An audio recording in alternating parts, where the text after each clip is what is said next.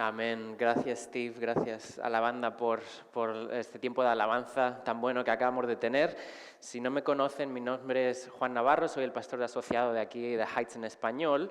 Y como decía Marco, hoy estamos empezando una serie de predicaciones nueva que se llama Centrado en Jesús. Y hoy les quiero hacer una pregunta. Les quiero preguntar si alguna vez les ha pasado que van caminando por la calle o que van en el coche, en el trabajo, en la escuela y ven a alguien que necesita ayuda o ven a alguien que necesita con quien hablar, pero como siempre estamos tan ocupados, como siempre estamos yendo tan rápido, no podemos prestarles la ayuda, no podemos pararnos a hablar con ellos. O a lo mejor alguna vez ¿has sentido esa palmadita que te da el Espíritu Santo en el hombro o en la espalda y te dice, tienes que ir a ayudar a esta persona o tienes que ir a hablar con fulanito? Y no lo has hecho porque estabas centrado en tus cosas solamente. A todos nos ha pasado. Todos queremos que Dios nos use, pero cuando llega el momento, muchas veces fallamos. Mi mujer me contó hace poco, hace un par de días, que estaba en la escuela en donde ella trabaja. Era un día que estaba trabajando de noche, estaba trabajando tarde y había una compañera suya que estaba ahí todavía trabajando. Y mi mujer no sabe por qué, pero sintió como el Espíritu le decía que tenía que ir a hablar con su compañera. Mi mujer no lo hizo porque estaba ocupadísima, tenía muchísimo trabajo que hacer y no fue a hablar con su compañera.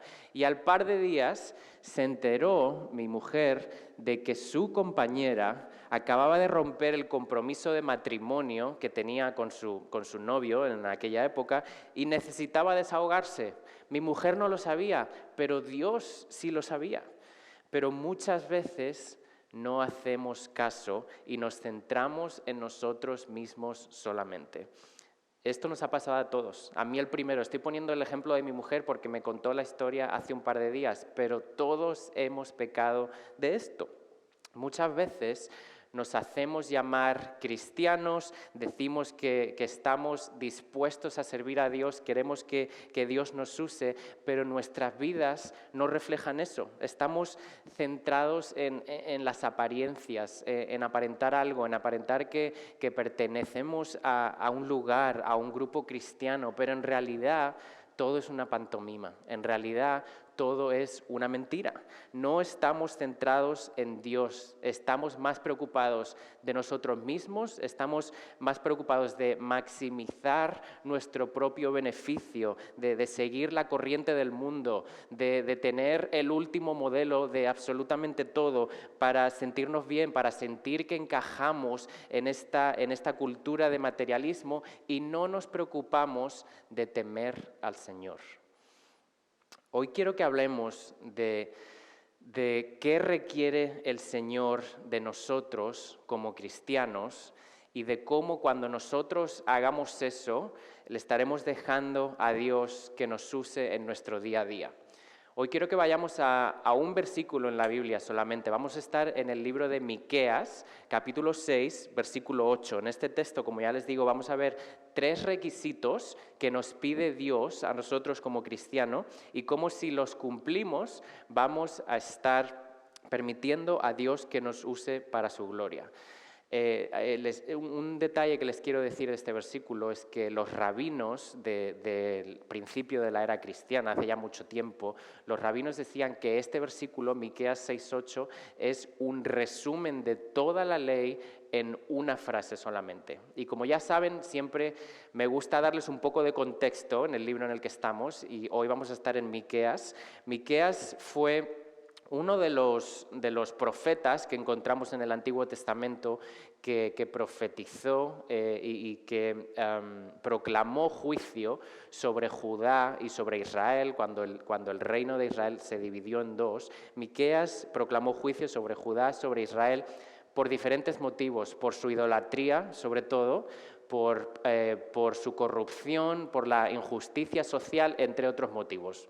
Pero también vemos como en Miqueas no solamente hay juicio, sino en Miqueas también vemos un mensaje de esperanza. En Miqueas vemos cómo hay un remanente fiel que no se comporta de esa manera. Vemos cómo hay un remanente fiel que sí que practica la verdadera religión, que sí que cumple lo que Dios espera de ellos. Miqueas capítulo 6, versículo 8, dice lo siguiente: ya se te ha declarado lo que es bueno, ya se te ha dicho lo que de ti espera el Señor: practicar la justicia, amar la misericordia y humillarte ante tu Dios. Déjenme orar antes de empezar con la predicación. Señor, gracias te damos otro día más por tu palabra, te damos gracias por la tecnología, porque podemos estar comunicados de esta manera. Te pedimos que nos hables a través de tu palabra, que nos hables a través de este mensaje, que nos cambies, nos transformes cada día más y más a la imagen de Jesucristo, y que permitas que mientras nosotros practicamos la verdadera religión, practicamos lo que tú esperas de nosotros, que así tú nos puedas usar para tu gloria. Te lo pedimos en el nombre de Jesús. Amén. Como les decía, el Señor está anunciando a través de Miqueas, en este libro, en este pasaje, lo que Dios requiere de su pueblo. Dios no requiere rituales, Dios no requiere sacrificios que están totalmente desvinculados, que no tienen nada que ver con una vida que no haya sido transformada, con una vida que no esté totalmente dedicada al Señor. Lo que dice Miqueas en este versículo es que la gente tiene que cambiar su forma de actuar, la gente tiene que cambiar su forma de vivir, de servir a Dios y hacer el bien. Miqueas nos recuerda aquí que nuestras alabanzas, que nuestros sacrificios no sirven de nada si no van acompañados de obras de justicia, si no van acompañados de amor, si no van acompañados de santidad. Lo que nos está diciendo Miqueas aquí es que el ir a la iglesia, el asistir a diferentes reuniones de oración, el ofrendar un par de veces al mes, no sirve de nada si no resulta como fruto de una vida que ha sido transformada por el Espíritu Santo al poner nuestra fe en Jesucristo. Jeremías en el Antiguo Testamento nos recuerda que Dios, que el Señor se deleita en la justicia. Yo creo que para ser el pueblo de Dios deberíamos saber en lo que Dios se deleita y deberíamos saber cómo hacer lo que Él nos llama a hacer. Y eso es lo que nos está diciendo en Miqueas 6:8, que nos dice otra vez: practicar la justicia, amar la misericordia y humillarnos ante Dios. Vamos a ver estas tres frases y qué significa cada frase. La primera dice practicar la justicia. No está diciendo aquí que reflexiones en la justicia, que medites en la justicia. Practicar es un verbo activo, practicar es un verbo de acción. ¿Y qué es la justicia? A lo mejor algunos de ustedes pueden pensar que la justicia son organizaciones que se dedican a luchar por los derechos de los pobres, de los inmigrantes, de los extranjeros, y la gente que está involucrada en todo eso. A lo mejor piensan que la justicia, practicar la justicia es ser voluntarios en algún evento una vez al año cuando vamos a darle comida a los pobres y ya le ponemos ahí en la casillita que hicimos la justicia y nos olvidamos hasta el año siguiente. O a lo mejor piensan que practicar la justicia es no cometer ningún crimen, no quebrantar la ley, que no te pare la policía, que no te pongan una multa. Si tú estás en alguna de estas categorías, lo que estás haciendo es poner la justicia dentro de una caja. No estás en realidad viviendo la justicia día a día. La justicia no es tu forma de vivir, por así decirlo. Lo que estás haciendo es compartimentalizar la justicia. Y esto no es lo que quiere Dios que hagamos.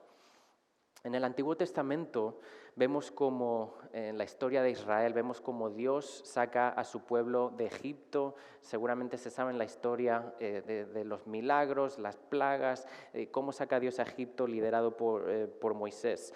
Los guía a través del desierto por muchos años y les da una tierra, la tierra prometida, y luego les da también un sistema en el que practiquen la justicia día a día. Les da a su pueblo la ley. Todo esto lo podemos ver en los libros de Éxodo, Levítico, en los libros de Deuteronomio.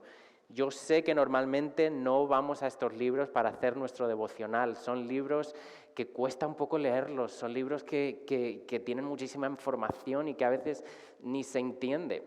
Mi mujer se está leyendo la Biblia en un año, este año, y ahora mismo está en el libro de Levítico.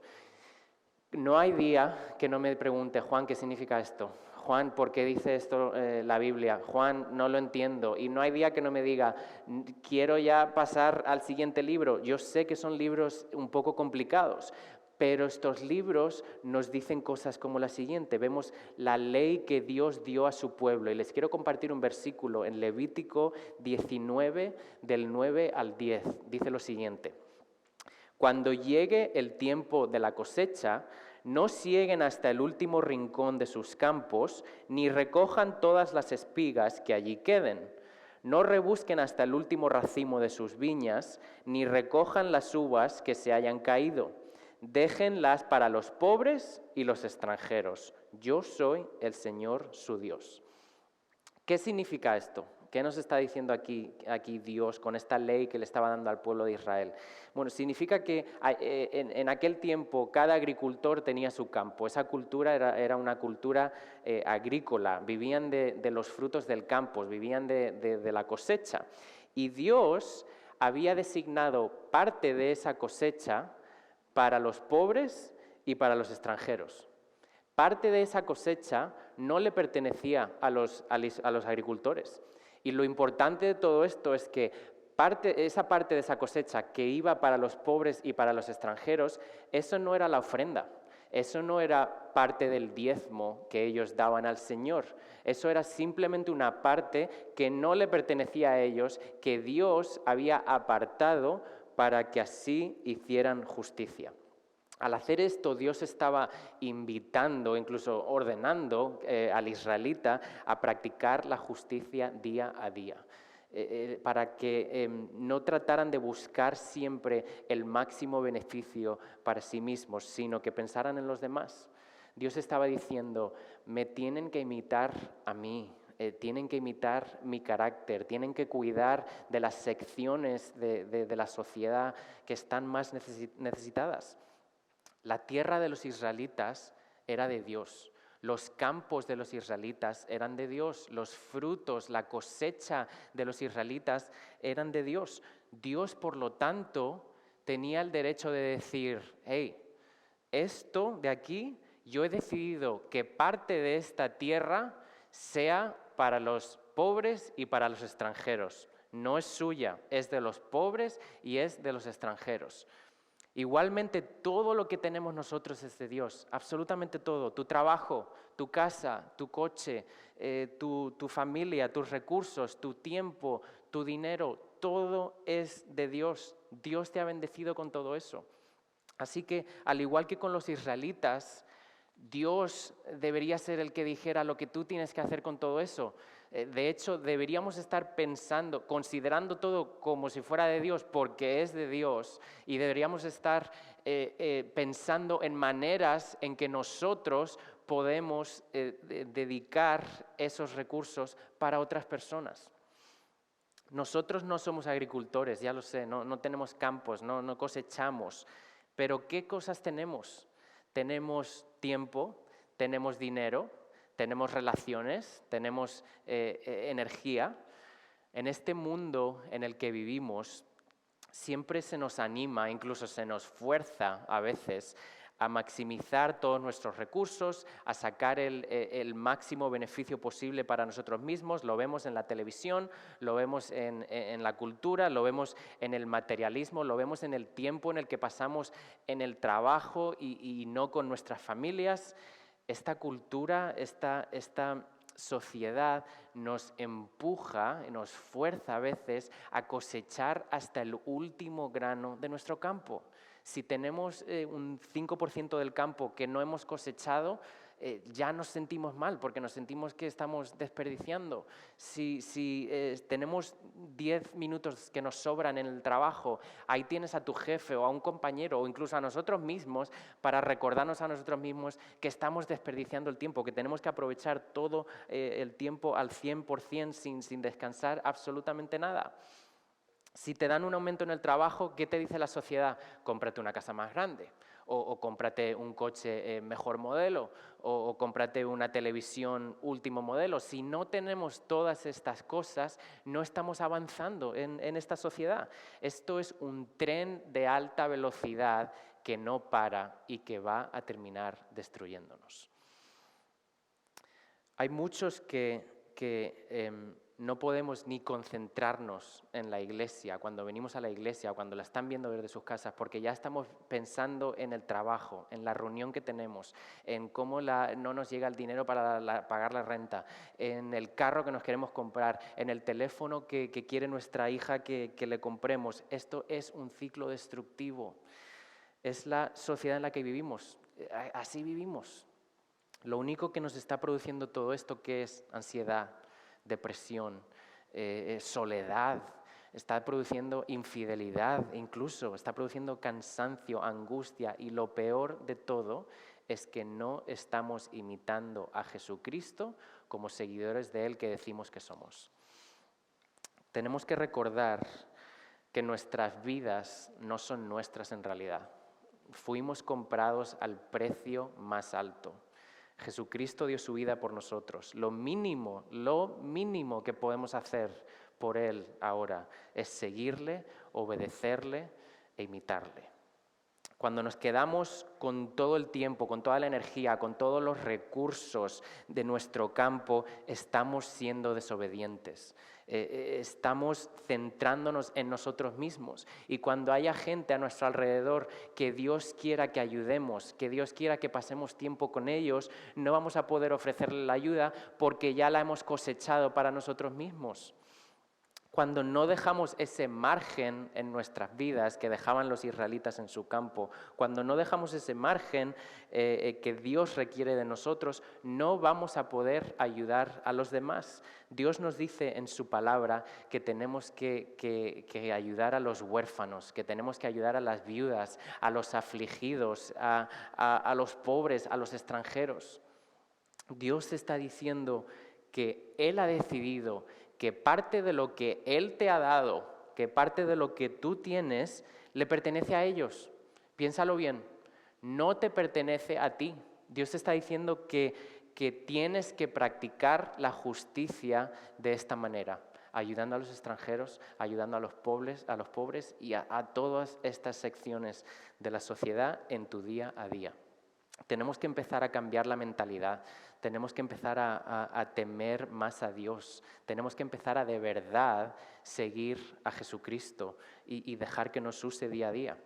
A lo mejor en vez de tener reunión tras reunión en el trabajo, a lo mejor tienes que dejar 10, 15 minutos de descanso entre reunión. Quizás tu problema es que tienes que dejar de trabajar tantas horas y pasar más tiempo con tu familia, ocuparte de tu matrimonio, de tus hijos, de la salud espiritual, física, emocional de tu familia. Y sí, quizá ganes menos dinero, pero tienes que empezar a confiar más en Dios y confiar menos en ti. A lo mejor tienes que pasar un tiempo con algún compañero, con algún amigo que necesita desahogarse, que necesita un hombro en el que llorar. O a lo mejor tienes que ahorrar $20 al mes para ayudar a alguien que esté necesitado. Ora para que Dios te guíe y para que Dios te diga a quién le tienes que dar ese dinero. Y comparte el evangelio con ellos mientras le estás dando ese dinero. No gastes toda tu energía en el trabajo o en otras cosas, porque al final del día, si Dios te pone a una persona ahí, si Dios te pone a un vecino, a un familiar con el que quiere que pases tiempo, con el que quiere que estés compartiendo, quizá no tengas suficiente energía, quizá no tengas ese tiempo para dedicarles. Es hora de que crees un poco de margen. Es hora de que hagamos un poco de espacio, de que creemos margen, tiempo para practicar la justicia.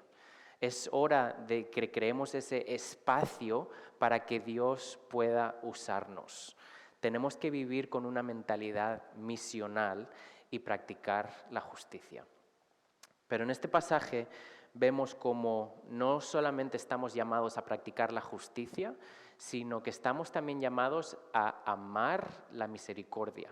¿Qué es la misericordia? La misericordia es lo que nosotros nos merecemos, pero lo que no recibimos. Como humanos que somos pecadores. Como pecadores nos merecemos la muerte. Y Dios, en su misericordia, nos ha dado la vida a través de Jesucristo. ¿Cómo amamos entonces nosotros la misericordia? Amamos la misericordia cuando amamos a los demás incondicionalmente como Dios nos ama a nosotros.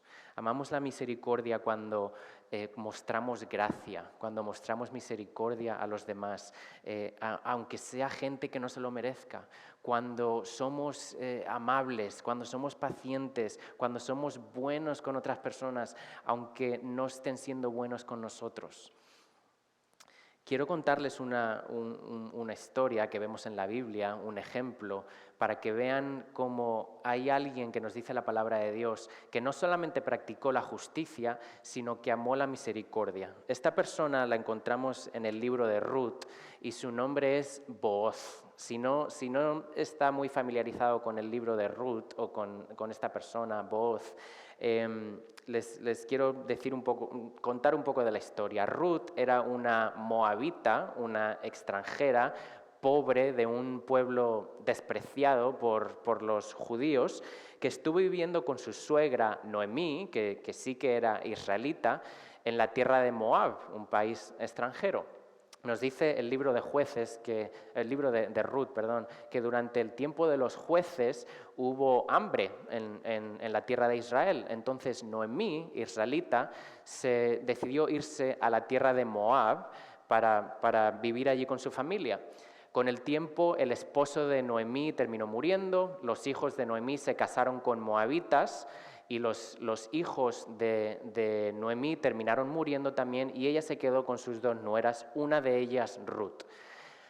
Después de un tiempo, Noemí decidió volver a Israel, y Ruth decidió irse con su suegra a Israel y decidió seguir al Dios de Israel. Y vemos cómo cuando vuelven a Israel, vemos cómo Ruth empieza a recoger frutos, a recoger granos del campo, como veíamos antes en el versículo de Levítico, empieza a recoger para proveer para sí misma y para proveer para Noemí también. Y resulta que Ruth se encuentra recogiendo de la cosecha en el campo de un hombre llamado Booz. Gracias a Dios, Booz es un hombre que es justo, que guardaba la ley de Dios y no se guardaba todo para él, sino que dejaba una parte para los pobres y para los extranjeros.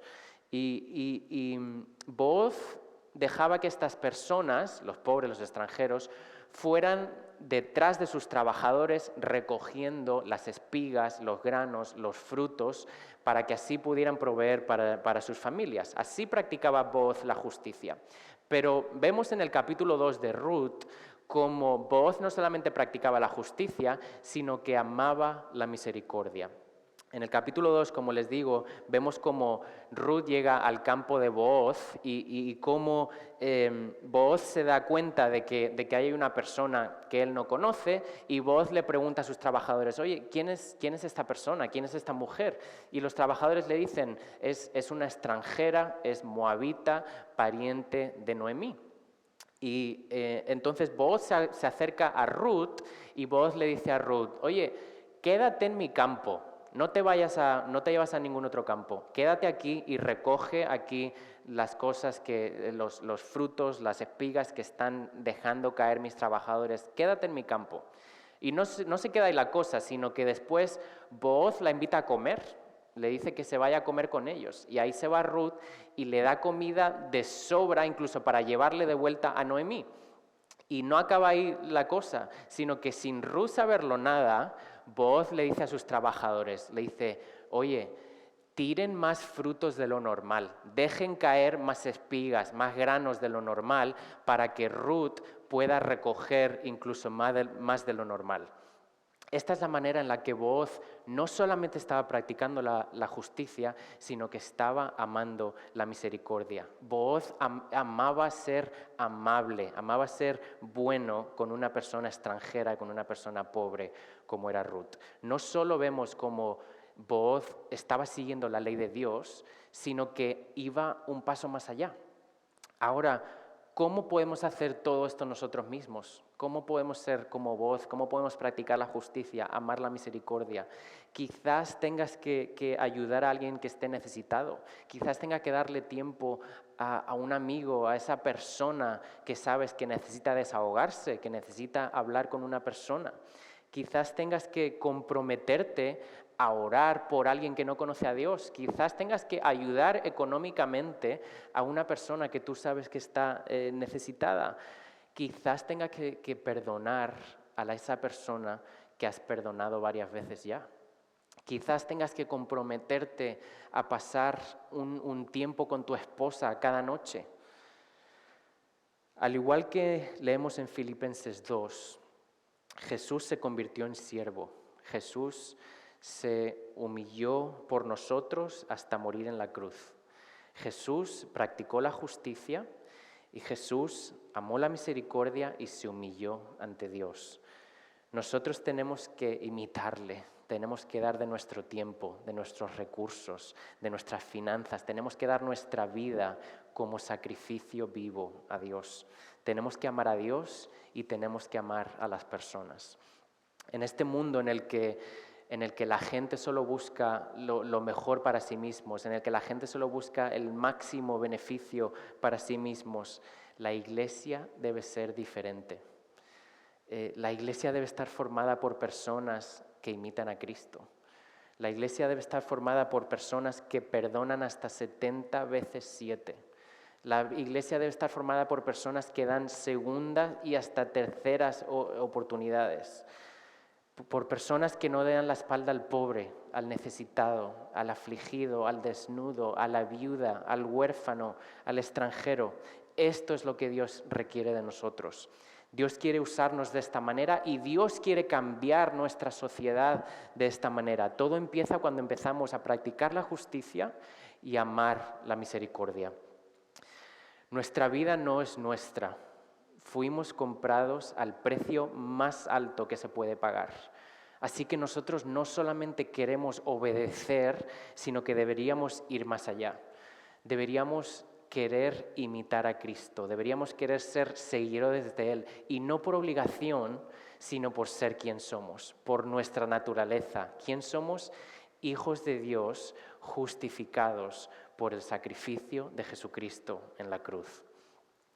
Cuando lleguemos a este entendimiento, cuando ofrezcamos nuestra vida de esta manera, cuando vivamos con el temor de Dios en mente, cuando guiados por el Espíritu Santo empecemos a practicar la justicia, cuando empecemos a amar la misericordia con la gente que está a nuestro alrededor, entonces es cuando vamos a empezar a vivir humillados ante Dios y cuando Dios nos va a usar. Oremos. Señor, te damos gracias por tu palabra, gracias porque en ella tú nos dices lo que tú requieres de nosotros, que practiquemos la justicia, que amemos la misericordia y que vivamos nuestras vidas humillados ante ti. Señor, ayúdanos a temerte más, ayúdanos a considerar todo esto que tú nos estás diciendo en tu palabra como crucial en nuestras vidas, que no nos entre y nos salga por un oído y nos salga por el otro, sino que de verdad entendamos lo que tú nos estás diciendo y la importancia de lo que tú nos estás diciendo. Ayúdanos a aplicar todo esto en nuestras vidas. Ayúdanos a que no se quede solo aquí, sino que vayamos allá afuera, que lo practiquemos con nuestros familiares, con nuestros amigos, con nuestros trabajadores, con la gente que estamos viendo incluso por internet. Estas cosas las podemos hacer hasta incluso en línea. Ayúdanos, Señor, a recordar otra vez que lo que tenemos no es nuestro, lo que tenemos es todo tuyo. Ayúdanos a ser agradecidos y ayúdanos, Señor, a saber que tenemos que crear un margen para ayudar a los demás, que no es todo para nosotros, que no es todo para nuestro propio beneficio, sino que tenemos que usarlo todo para ayudar a los demás, y así es como tú quieres usarnos en esta sociedad. Señor, otra vez, gracias por tu palabra y te pedimos que nos ayudes en el día de hoy y en estas semanas a aplicarlo a nuestras vidas. Te lo pedimos todo en el nombre de Jesús. Amén.